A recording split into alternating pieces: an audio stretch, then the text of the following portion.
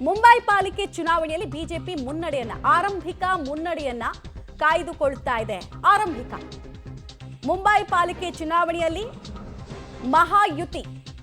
ಮಹಾಯುತಿ ಮೈತ್ರಿಗೆ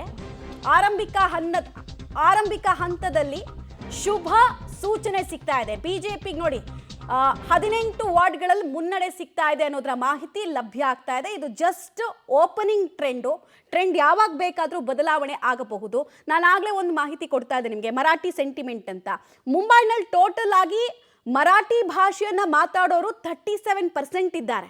ಆ ಭಾಷಿಗರ ಮೇಲೆ ಠಾಕ್ರೆ ಫ್ಯಾಮಿಲಿಯ ಹಿಡಿತ ಇನ್ನೂ ಇದೆಯಾ ಇಲ್ವಾ ಅನ್ನೋದು important. At the same time Marathi ಭಾಷಿಕರ ಅಲ್ಲದಂತಹ ಹಿಂದೂಗಳಿದ್ದಾರೆ, ಅವರು ಆಲ್ಮೋಸ್ಟ್ 43 to 45% ಇದ್ದಾರೆ.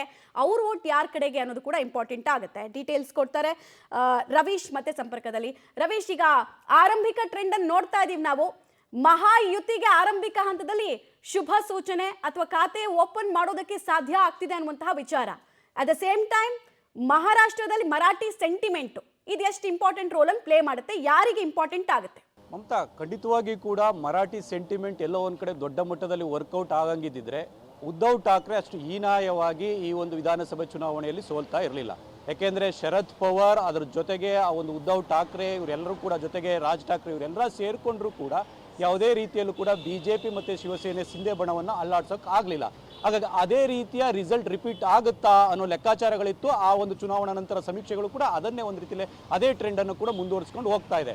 ಯಾಕೆಂದರೆ ಈ ಒಂದು ವೋಟ್ ಶೇರ್ ಒಂದು ವಿಚಾರದಲ್ಲಿ ದೊಡ್ಡ ಮಟ್ಟದಲ್ಲಿ ಏನು ವ್ಯತ್ಯಾಸ ಆಗಲ್ಲ ಅಂತ ಹೇಳಿದ್ರು ಕೂಡ 10%ನಷ್ಟು, ಅಂದರೆ ಕಳೆದ ಬಾರಿಗಿಂತಲೂ ಕೂಡ ಈಗ ಸುಮಾರು 45ರಷ್ಟು ಒಂದು ರೀತಿಯಲ್ಲಿ ಬಿಜೆಪಿ ಜೊತೆಗೆ ಆ ಒಂದು ಶಿವಸೇನಾ ಸಿಂಧೆ ಬಣ ಅವರು ಒಂದು ಮತಗಳನ್ನು ಪಡೆದುಕೊಳ್ಳುವಂಥ ಚಾನ್ಸಸ್ ಜಾಸ್ತಿ ಇರುತ್ತೆ ಅಂತ. ಆದರೆ ಈ ಒಂದು ಶರದ್ ಪವಾರ್ ಆಗಿರ್ಬೋದು, ಉದ್ಧವ್ ಠಾಕ್ರೆ, ರಾಜ್ ಠಾಕ್ರೆ ಇವರೆಲ್ಲರೂ ಕೂಡ ಸೇರಿದ್ರು ಕೂಡ ಒಂದು 35-36% ಇದ್ದಾರೆ ಅಂತ. ಹಾಗಾಗಿ ಈ ವೋಟ್ ಶೇರನ್ನು ನೋಡಿದಂಥ ಸಂದರ್ಭದಲ್ಲಿ ಎಲ್ಲ ಒಂದು ಕಡೆ ಮರಾಠಿ ಅಸ್ಮಿತೆ ಅವರಿಂದ ಕೈ ತಪ್ಪಿದೆ ಅನ್ನೋದು ಕೂಡ ಸ್ಪಷ್ಟವಾಗುತ್ತೆ. ಹಾಗಾಗಿ ಇದನ್ನ ಯಾವ ರೀತಿ ಮುಂದಿನ ದಿನಗಳಲ್ಲಿ ಪ್ಯಾಚಪ್ ಮಾಡ್ಕೊಳ್ತಾರೋ ಗೊತ್ತಿಲ್ಲ.